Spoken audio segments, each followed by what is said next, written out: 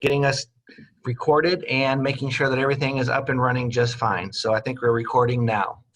So we're going to spend the next hour or so talking about specific continuity of operations in the counties during this turbulent time. When Jay, myself, and Kim Qualls, who is our education and communications manager, started to discuss this, we thought that what counties were in need of right now was very county-specific information. I know that there is a whirlwind of information out there. There's lots of resources that I know all of you are using, both the popular press as well as the other various federal, state, and local organizations that you're gleaning your information from. But Jay, myself, and Kim thought that you folks would benefit from having information that was specific to the counties, because that is where you're dealing with right now, and you won't find that in the popular press. So as I can see, we've got 78 participants on the line, so obviously I think our hunch was correct, and so we appreciate every single one of you joining us. So this is going to be more of a one-way type of information gathering.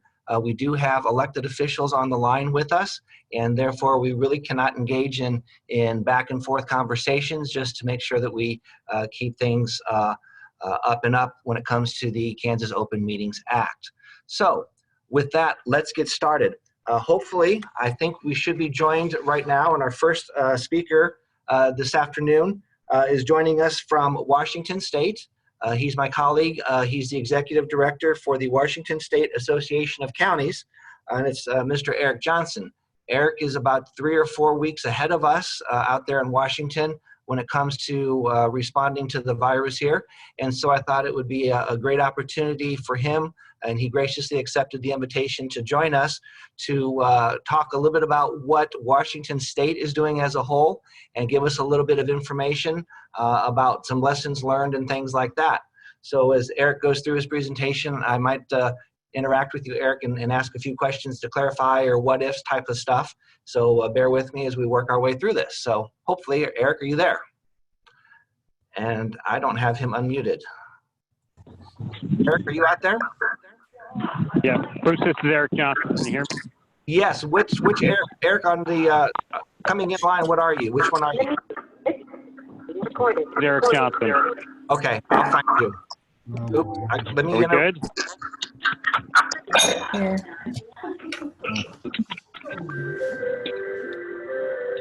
Okay. You doing something? Lost it. Well, I muted everybody. I'd say you better just leave it alone. Well, the problem is if I don't unmute, if I unmute everybody, then I can hear everybody speaking. So, Eric, can you unmute yourself?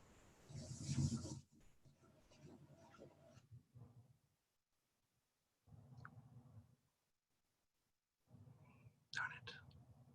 Can you hear me now? There we go. You are loud and clear. All right. Thank you for the technical Great. assistance. Thank you. Yeah. All right. Well, this is Eric Johnson. I am executive director at the Washington State Association of Counties, and it is great to be speaking to you. I have decent cell service, although not great cell service. I'm in a remote part of Washington State right now.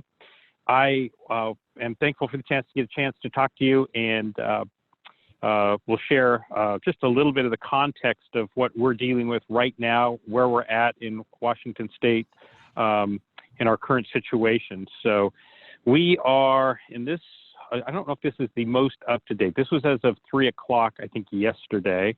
We have 1,376 confirmed cases of COVID-19 in Washington State.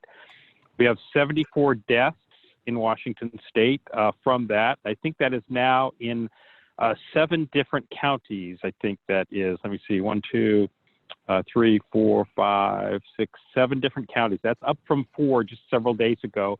The vast majority are still King County, which is our largest county where Seattle is, with 2.2 million people. But it now has hit our rural counties as well. So it's certainly spreading throughout Washington State. But that 1,376 is about 7% of those that have been tested. So we have almost 20,000 that have been tested here in Washington State. Our confirmed deaths clearly are predominantly in 70 and above. So that's no question about that. And a lot of them did, in fact, come from one single location. I think nearly half of those deaths are from a Life Center, a nursing facility in the Kirkland area, which is East King County. So that's just a quick snapshot. We had, I think, our first confirmed case. Oh, shoot. Muted. Sorry. All right. All right. Am I back still? You're back. Okay. Sorry. Yeah. So I want to just talk quickly around the things that have been really important to us here in Washington State. The first part is really a strong set of communication skills and communication networks that are happening both vertically with the state, but then we've really worked very hard for information sharing amongst different departments and different elected offices across the state of Washington. So really important that our public works departments are talking and sharing with their peers across the state of Washington to know what are they doing to still be able to deliver service while still practicing proper sanitation, proper social distancing. So let me put this in context. Our governor has really, through his executive order authorities, significantly reduced the ability for the public to congregate. We now have a limit of no more than 50 individuals can congregate at any one time at any one location. Our public schools and K through 12 education is closed through April. Many of our higher ed facilities have actually gone to simply online through the end of the school year. So that will be clear through May for the 4-year institutions. So we have closed bars, restaurants, and any of those types of gathering, recreational facilities. You know, we won't be having, as many of you know, obviously there's, won't be having the opening day of baseball season. And as a Seattle Mariner fan, that's really no big deal. But we really have shut down dramatically, which now impacts the ability at times for us as an employer to deliver services. And that's the biggest thing that I want to talk to you about is how do you prepare for shutting a courthouse down, limiting access to a courthouse, but still delivering the necessary services that our citizens are coming for. And how are we transitioning to move our citizens as much to online services? How are we going about the process to still conduct open public meetings and potentially have our public hearings and take public comment in a manner that doesn't violate the intent of not having folks gather together? So how do we prepare for electronic meetings using Facebook Live potentially, or using Skype meetings, or allowing different tools electronically for our elected officials in the county legislative authorities to still have their meetings and conduct business to some degree and do the business of the county, or at the same time put meetings off and hearings off that they don't need to do right now. So I think that's one element that our members have been working very hard on. We do have decent authorities to be able to conduct meetings telephonically and electronically, statutorily, but you do have to adopt some protocols and practices to be able to do that. So if you don't have that authority now, you think you're going to begin to utilize that, how do you set that in phase would be certainly one of those. If you're going to shut your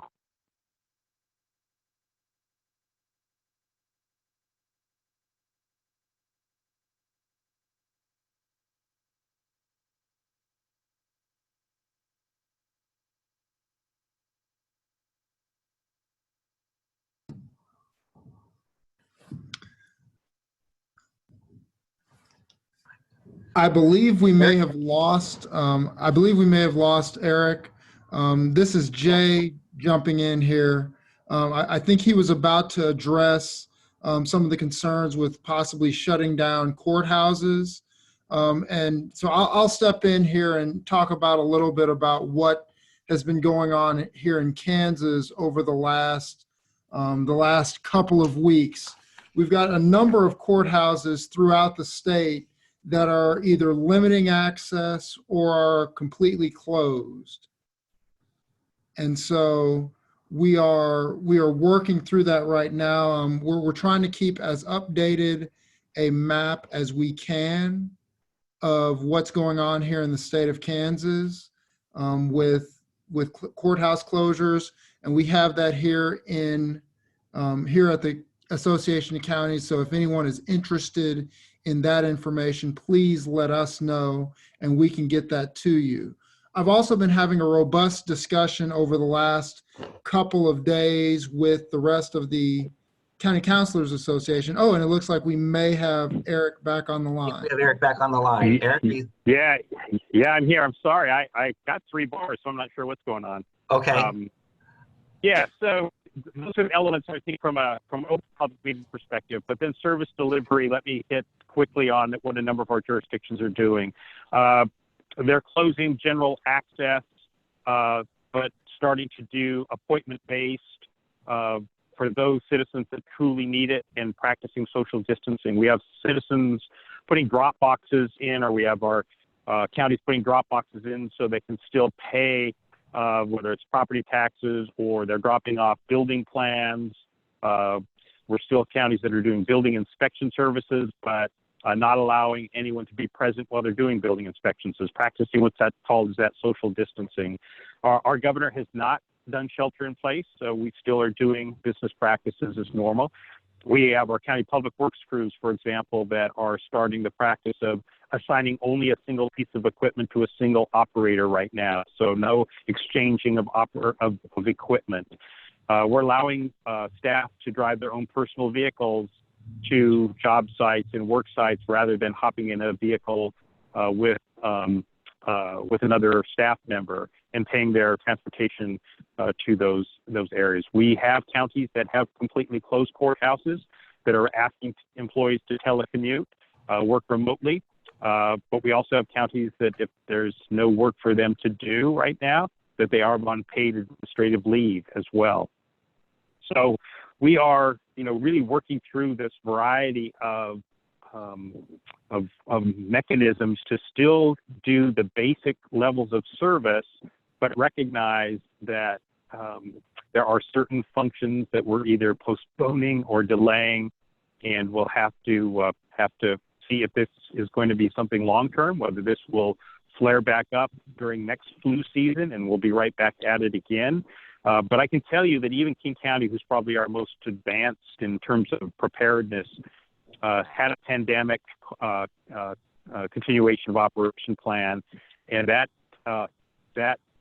COOP plan was not very useful. When you think of most plans, I don't think we ever imagined the degree to which the necessary functions of isolation would be important, where you've got to stay quarantined if you were exposed to it for up to 14 days. We're asking for social distancing of 6 feet from everyone. It's just a very unique situation to make sure that how do we continue to deliver governmental services that are core, but at the same time protect the health and well-being of our workforce. I can tell you right now that I think we believe that this could become a labor lawyer's dream, and are very worried about what could be coming to us from both the unions and yet what could come from just outside labor law. We're certainly cautious of that. Let me add just a couple other quick things, and then Bruce, you may want to ask a couple questions or things I haven't really covered yet. Okay. Number one, this is going to cost a lot of money. King County is going to expend about $100 million over the next 16 weeks. That's $100 million. And most of that is going to be in contacts with individuals and that have gotten sick, making sure that they are quarantined, follow-up contact with those that were exposed within their network, setting up emergency shelters, and supporting the operations associated with that, as well as homeless shelters, making sure we've got quarantine facilities for folks that are homeless, all the things that indigent folks might not otherwise be capable of dealing with. So King County is 2.2 million people, but yet I have a county of about 75,000, Grace Harbor County. They have expect over the next 16 weeks to spend close to $1 million. And that's a fairly rural county out on the Pacific Ocean. So this is going to be a very costly event for county government on the revenue side, on the expenditure side. At the same time, there's no question of a state that's heavily dependent on sales taxes. Folks are not out consuming. It's going to have a significant impact on our revenue side then as well. So it's kind of this double whammy of increasing our expenditure while we're decreasing our revenue. So it's going to be a difficult period, both this fiscal year and next fiscal year as well. Bruce, are there things that you'd like me to cover more? That's great information, Eric, and I appreciate it. And I do have a few questions that I've scribbled down here. You had talked about equipment when it comes to road maintenance and things like that, and not sharing of equipment. Does that spill over into police cars and sheriff's deputies' cars and other things like that, or is that strictly for? We have done that we have attempted to do that for every piece of equipment. Now, we know that that's not going to be universal, so having the capabilities to sanitize every piece of equipment is going to be really important. Having individual mics for 911 operators that they don't share microphones, which has been a historic practice of ours in Washington State to begin with, but wiping down between each conversation, each contact, each shift, if you can't dedicate a console or dedicate a specific piece of equipment, has become something that's been very, very important to us for sure. Yeah. Okay. And then when it comes to your counties, as you look across the state in the various counties, I'm assuming that you all are operating at different levels of capacity and capability. Is there some take-home messages, that maybe some broad ideas that you can give? Because obviously you could probably have some larger counties that have, lots of manpower, lots of experience in this, and you probably have some smaller counties or some newer counties or county officials that don't have a whole lot of experience in this. And what sort of take-home message can we share with our listeners and our participants? Well, first and foremost, make sure your interlocal agreements are ready to draw on resources from other jurisdictions, because what we really have seen is that, we have 39 counties, and I think I indicated that about 24 of them now have the virus, that it is not statewide yet. And so we have been able to make sure that there's been capability for having some resource sharing, particularly in the public health arena. I'm not sure how public health is delivered in Kansas, but for counties, it is. We have 35 local health jurisdictions, so we have some counties that have combined their health departments. But the main responder is, in fact, county employees to the initial contacts and the initial communicable disease surveillance that goes on. So we've been able to have some sharing and some resources available for that. But it is all consuming. We've got counties employees that have been working 40 straight days since that February 28th date that are that very first. We've got a lot of folks that are working significant hours in preparation for this, and now from original containment strategies to now communication mitigation strategies. Get your hands on all the personal protective equipment and gear that you can. Masks, wipes, the hand sanitizer. You will not be able to get enough of that, and personal protective gear, particularly for your first responders and any of your public actually that's going to respond and interact with the public is going to be really important. And there is a shortage, and we're doing our best, I think, to see the federal government respond to get more of that available. But that's probably what we're hearing the most, and making sure your hospitals, and I'm sure hospitals are talking to their peers from throughout as well. But we really are definitely looking at this phase of trying to push down the surge of who's entering the medical response field. Is that if we're going to have in our state, let's just say 1,500 people entering our hospitals, how do we delay that out? And we're probably going to be maybe up to 20,000 people entering our hospitals. How do we delay that out over a longer period of time so we don't have that surge where we don't have the capacity in the hospital? And so that's just kind of the epidemiologist, kind of communicable disease management that we're really doing right now, is really working to assure that as we have those folks that contract 19, how do we make sure that we can push that and take the cap off of that so our medical response has the capacity and we don't overwhelm them.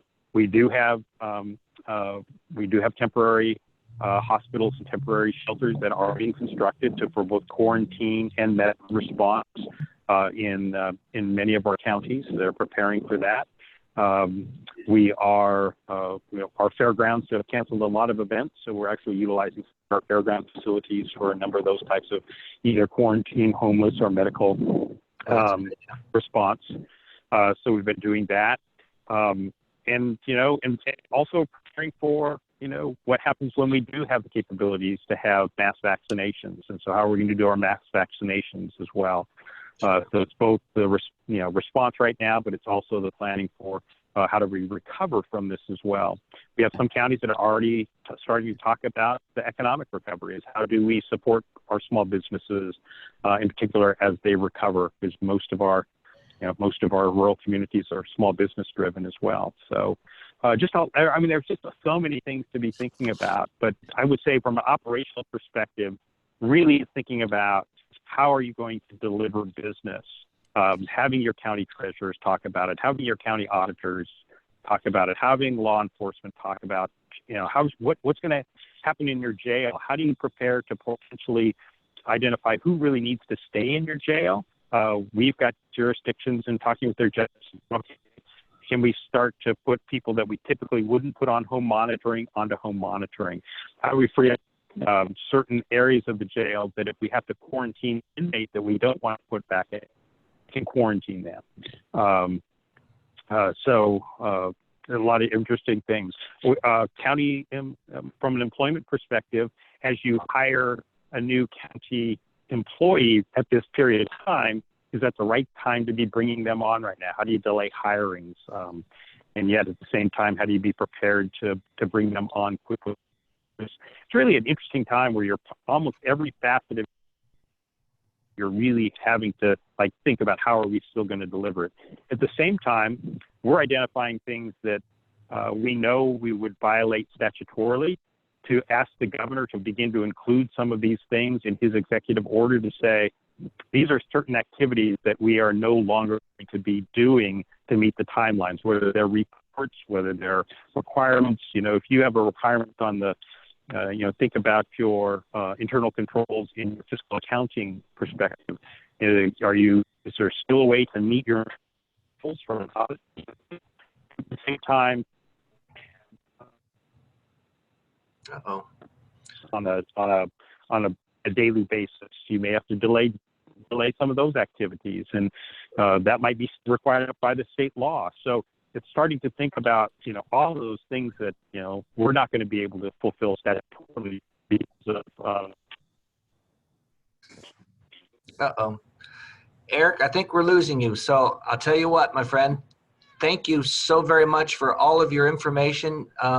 We can't thank you enough for calling in this afternoon from Washington. And we wish you guys out there the best of luck. And hopefully we'll be in touch with you as the days and the weeks go by, and continue to learn more about how it's going and where you are, and see what we need to be doing the same. So with that, I'm going to let you go, okay? Sounds good. Take care. Awesome. Thank you so much again, Eric. All righty, Jay, it's up to you. All right. Thank you very much, Bruce.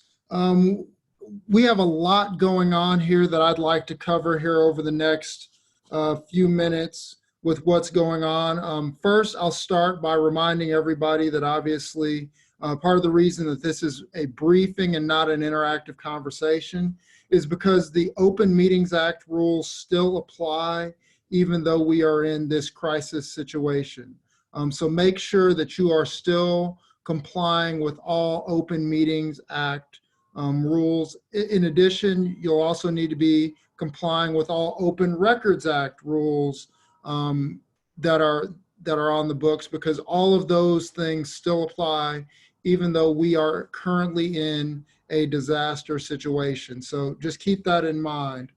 So when you're thinking about how to do things, you need to be cognizant of the fact that the public still needs to be able to attend public meetings, and the public also still needs to be able to inspect public documents. And we'll talk about how the requirements of those two pieces of legislation, or those two pieces of law, can be done.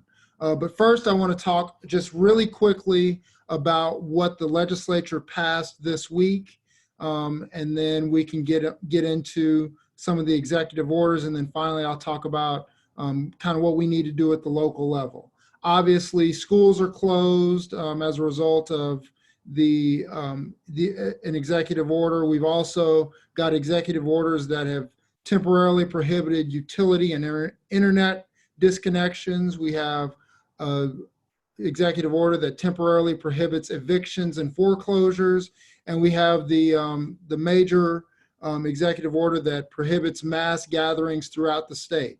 An important thing to note about the executive order 2020-4 that prohibits mass gatherings statewide: your county can issue more strict guidelines than were contained in that executive order, but the executive order, you can't be less strict than the executive order. So if you have something in place that is less strict, the executive order would control on that. If you have something in place that is more strict, your local order would be the controlling document on that. So it's something to just keep in mind, that as we move through this situation, you can issue orders that are more strict than what is being done statewide, if that's something that is necessary.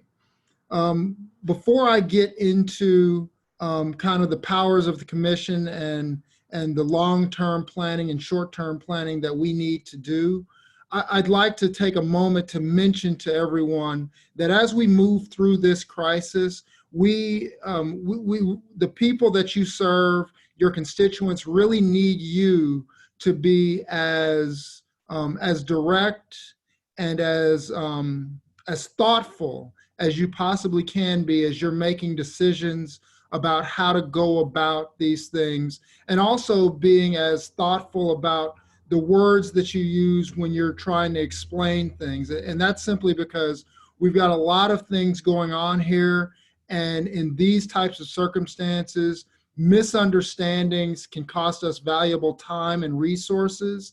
And so it's very important that when we are speaking about these types of things, you as local officials make certain that you're using as clear language as possible so that people understand when facilities are open, for example, when facilities will be closed, what the local restrictions and expectations are, so that people understand what is going on and they don't go out any more than necessary, and there's no disruption in service, but they also understand what's going on in the community. So it's very important to use clear and careful language as we move forward. Now, as to the powers of the county commission and also the county health officer, KSA 65-201 gives us the powers of the county commissioners, and it says that the county commissioners will act as the boards of health for their respective counties, and that the county commission will appoint a person that's licensed to practice in medicine and surgery to be the county board of health officer, or to serve the county board of health as the local health officer, rather. And so each county should have somebody that's serving in that capacity and that's advising the county commission on these matters. As you move through these matters, it's important to make sure that you're receiving regular updates from your health officer on these things. Now, because the Kansas Open Meetings Act still applies, it's also critical that you determine how you're going to receive these updates on a daily basis. You can have or on a regular basis. You can have the entire commission receive the update at the same time, and that can be done by just doing something like what we're doing here, where the county health officer provides a briefing format. The downside of that type of approach is that you won't be able to ask any questions during that briefing. You won't be able to do any sort of follow-up or have any sort of discussion, because obviously if that's not done in an open meeting on a daily basis, or on a regular basis as you receive those updates, you won't be able to get that feedback and have that interactive discussion. Otherwise, the Open Meetings Act would be triggered. The other option is, rather than having it given to the entire county commission at the same time, you have your health officer communicate only with somebody that has been designated in an open meeting to keep the board informed during this crisis period. So you could designate one individual county commissioner to receive those updates on a regular basis. And then during your open meetings, if necessary, that individual could pass that information along to the rest of the commission. That may be the more agile way of approaching this, but that's something that needs to be determined within your county, how you're going to do those updates on a regular basis and who's going to receive those updates, whether they will be received by all of the commissioners in an open meeting, by all of the commissioners in a private briefing with no discussion, or by an individual commissioner acting on behalf of the entire commission. That's a decision that needs to be made, and that needs to be made as soon as possible. Whatever decision that you make, you should make that decision in an open meeting and memorialize that you have made that decision so that the public knows what's going on. You'll hear me say over and over again as I go through my comments today that we need to make sure that whatever decisions we're making, we are memorializing those during an open meeting so that people know what's going on. There's nothing more worrisome for the public during this type of situation than not knowing what's going on. So whatever decisions you're making, whatever authority you're taking or that is being granted to different individuals within your community and within your county leadership structure, those decisions need to be made in an open meeting as far as giving that authority so that the public knows that these things are on your radar and that these things are being addressed. Now, speaking more to the powers themselves, KSA 65-119 gives the local health officer the power to close different facilities or businesses, or also to quarantine individuals within the county. And 65-202 goes on to say that the county health officer and the county board of health can take all known measures in order to protect the public health and the public safety within your county. So as you're working through possibly doing resolutions to either shut down facilities for a period of time, up to and including even the courthouse and other public buildings, your county counselor will be able to cite to the authority under those statutes in order to take all known measures under 65-202 or to close or quarantine different individuals or facilities under 65-119. Additionally, there's been some talk as the County Counselors Association has had a robust discussion about different items over the last week or so.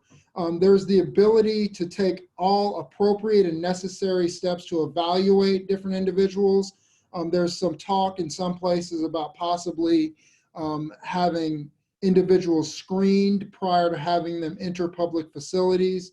And this may be an option that, again, the public health officer or the Board of Public Health, the Board of Health in the county could take steps to do that. But again, if you are taking these steps, you need to memorialize those steps within an open meeting of what's being decided.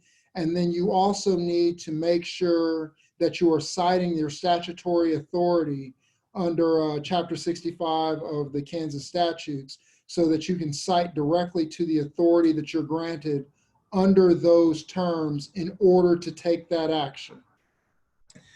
With that being said about what authority you have to take different actions, let's talk a little bit about what types of actions you actually need to have on your radar for the types of things you're going to take steps to do over the next several days and weeks that are upcoming in handling this crisis. I would recommend that each county have 3 basic outlines or scenarios that they're looking at as they handle this crisis. Your first scenario should be your best case scenario. This is the scenario where there are either very few cases with no community transmission in your area, or even no cases within your county. That's obviously the best case, and that's the case we hope for the majority of the counties out there that have not yet had any cases appear within their jurisdiction. The second is a moderate plan, and that plan would be to have a moderate amount of cases, nothing overwhelming, but you have a moderate amount of cases to where you have to start monitoring to make sure you don't have widespread public transmission of the virus throughout your population in your county. And obviously that moderate spread is going to look different in different size counties. If you have 2,000 people, moderate may be 1 or 2 cases, whereas if you have 50,000 people, moderate may be a dozen or so cases. So it really depends on the size of your county, but you should know what types of resources that you have, and that moderate scenario is one in which you are not stretched beyond your current capacity. The final scenario that you have to look at is a worst case scenario, and the worst case scenario is just what it sounds like. This is a nearly overwhelming amount of cases popping up in your jurisdiction that are either straining or in fact overwhelming your existing infrastructure. And it could also include in this worst case scenario that key members of your response, whether that be people in the medical field, your public officials such as the county commissioners or clerks or things like that, people like that are also being affected either because they are in quarantine or that they themselves are in ill health because of the situation. In that worst case scenario, obviously you need to start planning for who the backups will be in the event that people are unable to fulfill their duties, either because they themselves are ill or because they are in quarantine to avoid getting other people within your jurisdiction ill. So you need to determine who those backups will be and how you will continue to deliver services within your county. And again, this is going to look different depending on the size of your county and the structure of your county, but everyone needs to start thinking about how you're going to provide services in each of those 3 scenarios. Obviously, in the best case scenario, there's little, if any, interruption of any type of service. And in the worst case scenario, you're operating with maybe just a skeleton crew of individuals that are able to continue to provide services. Now, thankfully, the Attorney General has provided some guidance today on open meetings and open records that gives us or open meetings that gives us some best practices to aid in allowing our meetings to continue. The best things that we have is that it's advised that best practices would be to audio or video record your meetings for right now and even into the future as we deal with this particular crisis. You also want to post to your website as soon as possible any agendas or agenda packets along with presentations and documents that will be discussed during that open meeting. That allows the public to have access to those things so that they don't feel like they need to come down to the courthouse or wherever you're having those meetings in order to find out what's going on.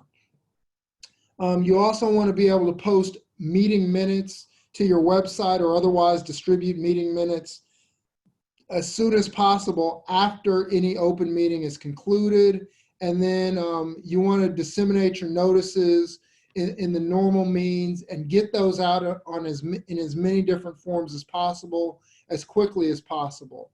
And in those notices, you should also include, along with any connection information, you should also include why the public will not be allowed to physically attend the meeting, or if the public will be allowed to physically attend, what limitations are going to be in place for that attendance. So if, for example, you're only going to allow 20 people into the commission room because that's the number of people you can safely allow in the room while practicing appropriate social distancing, then you need to publish that so that people understand that only the first 15 or 20 people are going to be admitted to the room.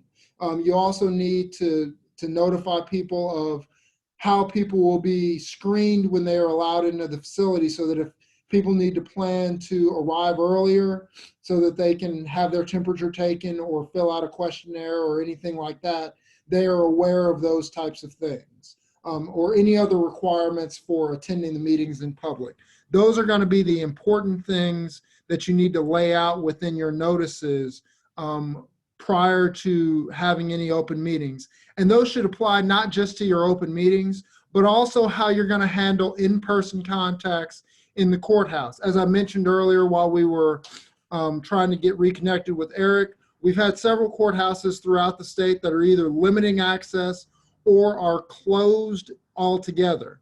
While it may be prudent to close the courthouse in these situations, we need to make sure that information that needs to be disseminated to the public is still reaching the public. And so if you need to close the courthouse, you need to also notify the public of how they can reach individuals in offices like the county clerk or the county treasurer or the register of deeds or other offices, whether that be putting a drop box or lock box that is available to the public at large, making it possible for the public to schedule appointments with the appropriate offices when necessary, or do business remotely at another facility that allows you to observe the proper social distancing to protect both your county employees and also the public at large. Whatever those steps need to be taken, you should obviously memorialize those within an open meeting, but then also make sure that those are clearly posted so that the public at large knows what's going on in each of those situations. I would also encourage you to be creative when you're looking at solutions for how to continue to carry out your duties. I've heard that there are some counties that are offering drive-through services or lock boxes, drop boxes. They're doing some things either remotely or by telephone when necessary. They've established some hotlines in some cases. So whatever those solutions are, I encourage you to be creative, because we want to continue to obviously serve our constituents and the residents of our counties as we take these steps to obviously protect their health. You also need to determine how you are going to handle or call an emergency meeting of the Board of County Commissioners if it is necessary to take some emergency action. This is part of your worst case scenario planning. And I cannot emphasize this enough. You have to have some sort of procedure for being able to call an emergency meeting, because let's say, for example, you have a situation similar to what has happened in a couple of different places where they've had the number of cases within their area double or even triple overnight. If that were to happen, you would need to be able to call an emergency meeting to take additional steps. You wouldn't want to wait around to maybe call a meeting several days later or wait for your normally scheduled meeting. You'd want to take action in that moment, and having a procedure for calling an emergency meeting is something that should be in your processes and should be something that you have available to you, so that you know who's going to contact who in order to get that meeting set up and get the notice sent out to the public to call for an emergency meeting. Along with that, you are going to want to have a protocol for your sheriffs, your fire, your EMS, for what they're supposed to do when they are responding to calls in this situation. Obviously, you don't want a number of your sheriff's deputies or EMS drivers or fire or any of those folks to infect the rest of the rest of your workers by being exposed to the virus. And so part of that is also making sure that at the dispatch level, you are obtaining enough information in the initial call so that your first responders have the information they need, so that they know if somebody is symptomatic of the virus, or if there's a potential for exposure when they are approaching those calls. And that should be done in every case so that we can protect our first responders just as well, because our first responders obviously cannot continue to serve the public if they themselves become infected and become ill as a result. So it's important to make sure that we're gathering enough information on the front side of things through dispatch so that we can protect our first responders. And then, as I said, it's critically important to determine how we are going to continue to deliver services. And that can include things like as we move forward, and obviously we don't know how long this process is going to take, but as we start moving forward, we have to think into the summer of getting into determining budgets and valuation appeals and things like that, and how those things will be handled if this isn't over in 2 or 3 weeks, rather that it goes into the late spring and into the summer. So those are some of the things that you need to be making decisions on, and those decisions need to be made as soon as possible.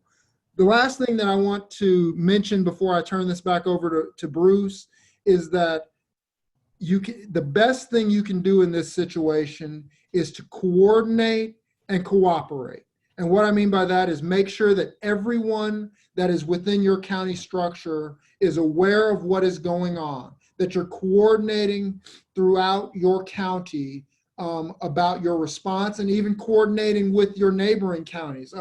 This virus does not see county borders, so what's going on in your neighboring county is something that you need to be aware of as well. You need to be able to cooperate with your neighboring counties and be able to share resources if necessary, share responses, because a lot of times our first responders are traveling into our neighboring counties as well. And so we need to make sure that they're aware if there are potential virus cases that they're going to be coming into contact with as they're going back and forth across county lines if necessary, or if other things are taking place. So please, please, please coordinate not only within your county, but within your region, and also make sure that you're cooperating not only within the body as a whole, if you're county commissioners, but also coordinating and cooperating within the county, because as you're working remotely, you may need resources from different departments within your county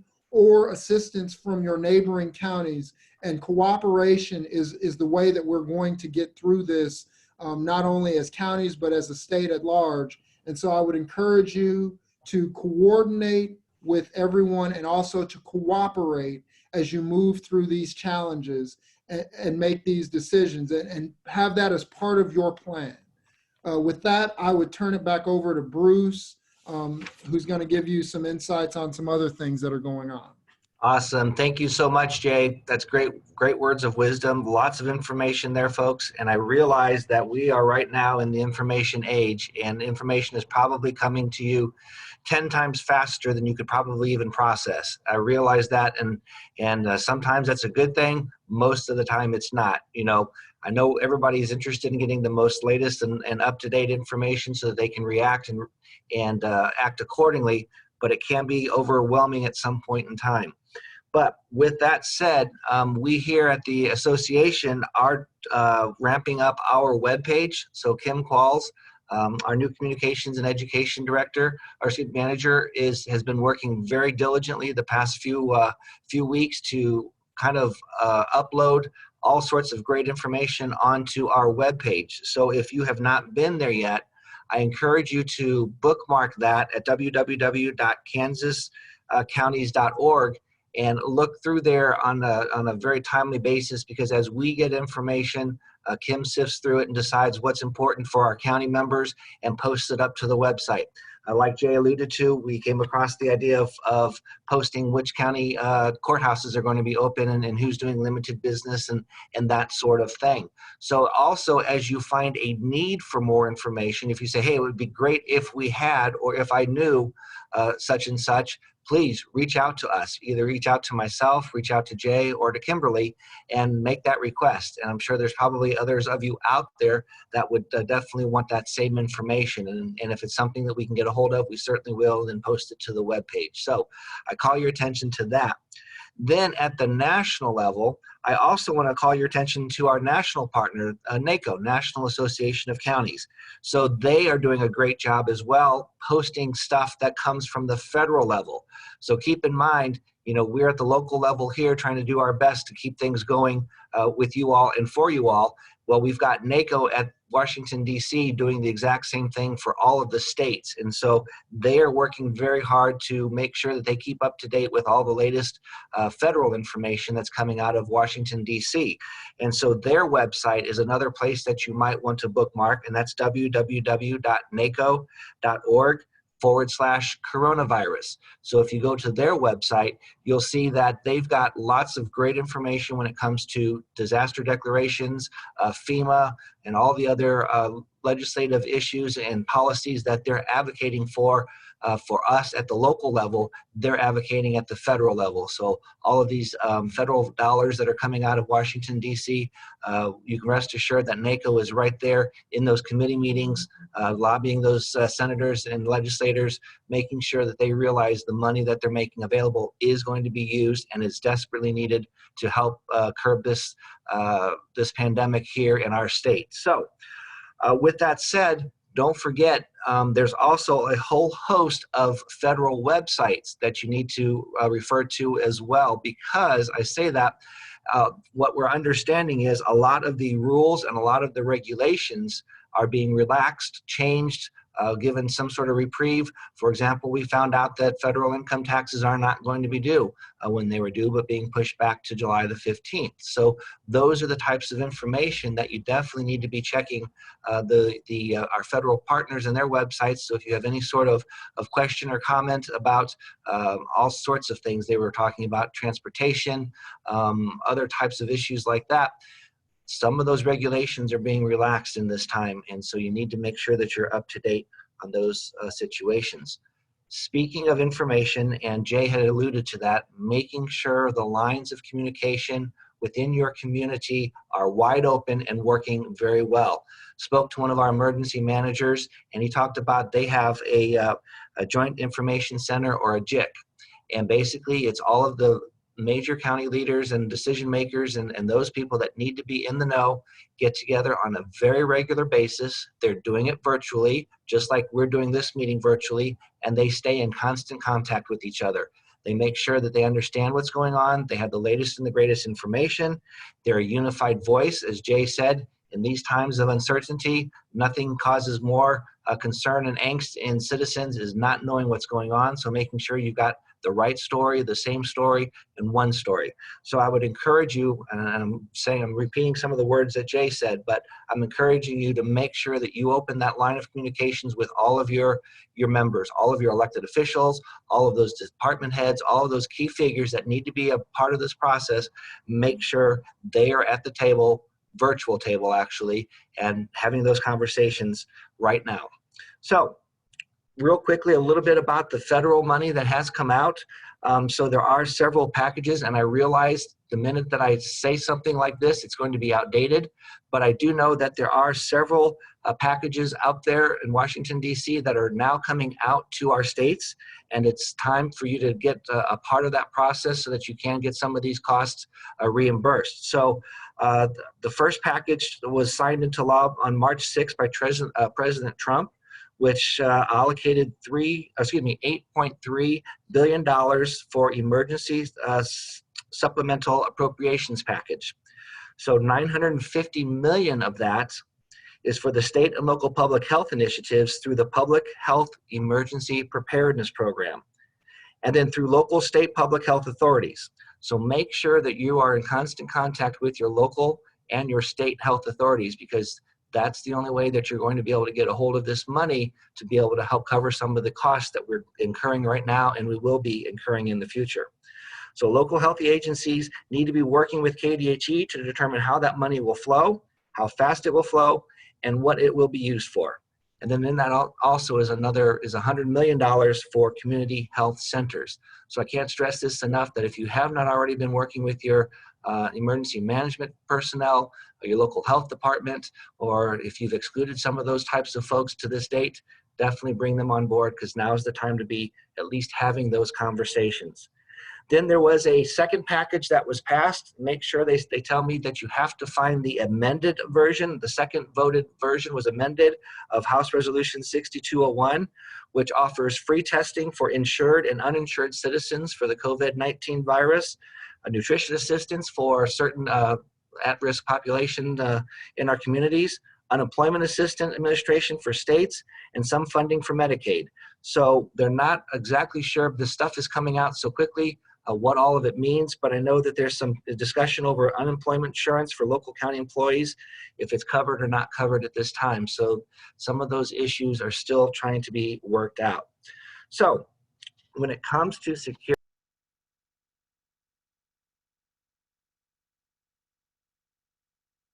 there we go, sorry.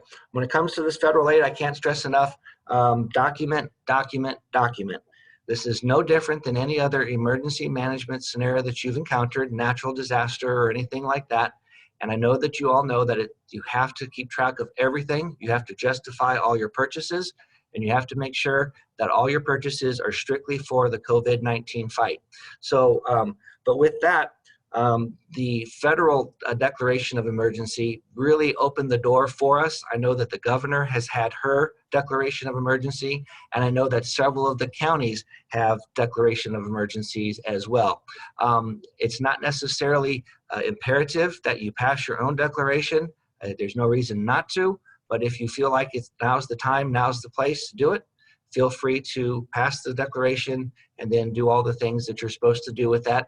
But just know that FEMA recognizes, because of the federal disaster declaration that President Trump announced, that FEMA is open for business and is ready to work with us on a state by state, county by county basis. So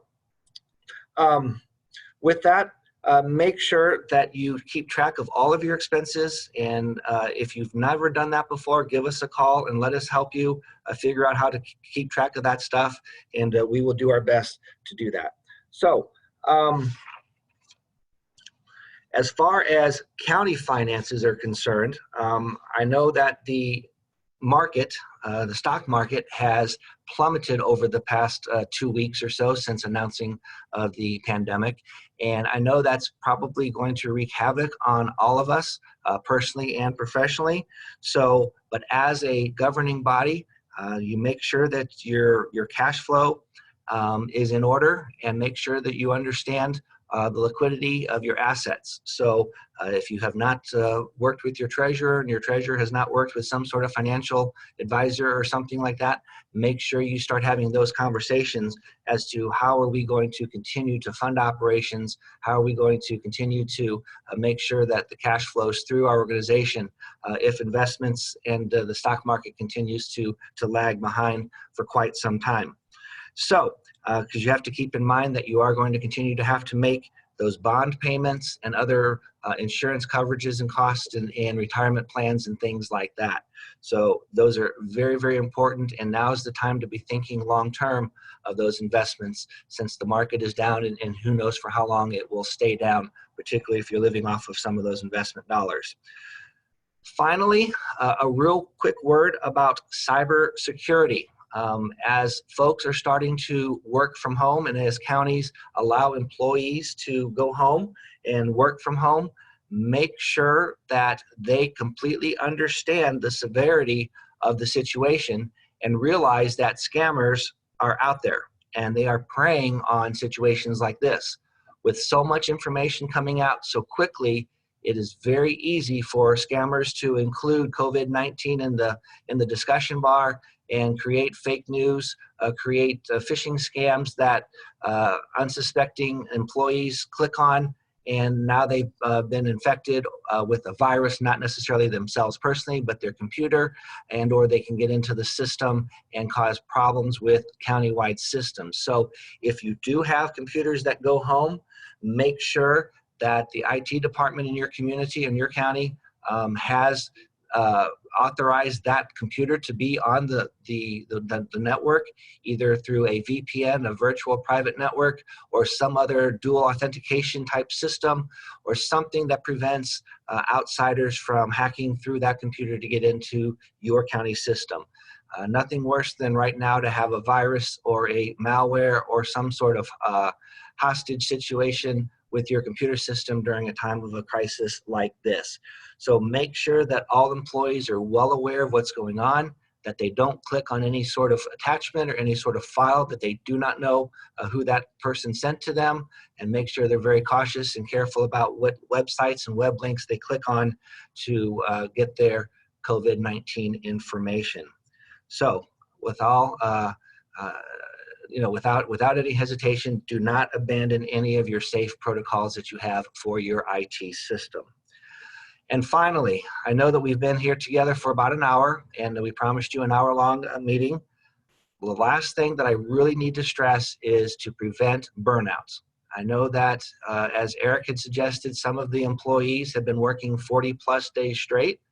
Hopefully, we don't encounter that scenario in our state, but you don't know.